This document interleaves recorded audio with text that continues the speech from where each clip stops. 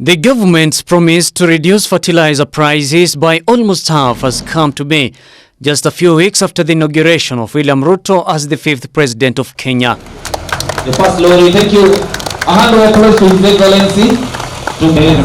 During the flagging off of the second consignment of subsidized fertilizer, Deputy President Rigathi Gachagua said this is part of the government's commitment to ensure farmers earn from their sweat. The flagging of this second consignment of fertilizer to tea growers across the nation will ease the burden of farmers in a great way. The 3.7 billion Kenya shillings subsidy for the fertilizer announced by President Ruto saw the cost of 50 kg bag drop from 6,500 to 3,500 for our farmers. This is a promise we made and we have kept. Deputy President flagged off the first consignment in September 2022 after 88,000 metric tons were docked in Mombasa. Under the program, the government under NCPB will make 1.4 million bags of 50 kgs of fertilizer available to farmers during the ongoing short rains at the stipulated prices. President William Ruto and I and our team believe the only way to sort out the economy of this country and turn it around is through increased productivity in agriculture. And the only way to improve the quality of lives for the people of Kenya is to make sure that our farmers get value for money. Globally, Kenya is the third leading producer of tea and the biggest exporter, accounting for 28% of the world tea exports. In the year 2021, the tea sector earned the country 136 billion Kenya shillings in foreign exchange.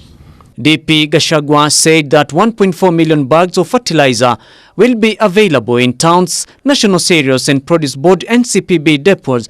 Gachagua said increased productivity in agriculture will boost the growth of the Kenyan economy by far. I want to ask our farmers across the country, once they get this fertilizer, to apply it properly, to tend their tea, to take care of it, and make sure that we have quality tea.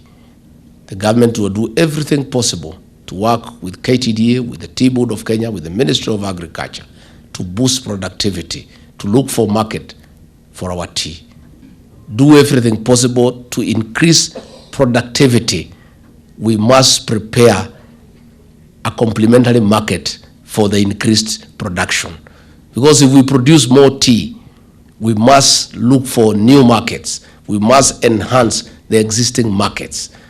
And we want our ambassadors, our high commissioners, to pursue Kenyans' economic interest in the countries they have been accredited.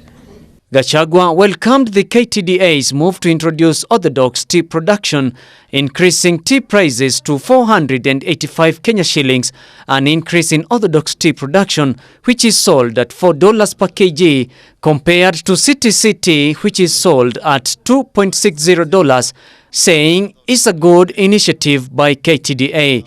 Currently, 11 tea factories have an orthodox tea production capacity.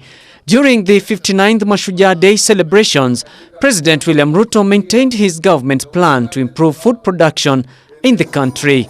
The fertilizer prices have dropped from 6,000 Kenya shillings to 3,500 Kenya shillings. Kind of Stefano, Ebru TV.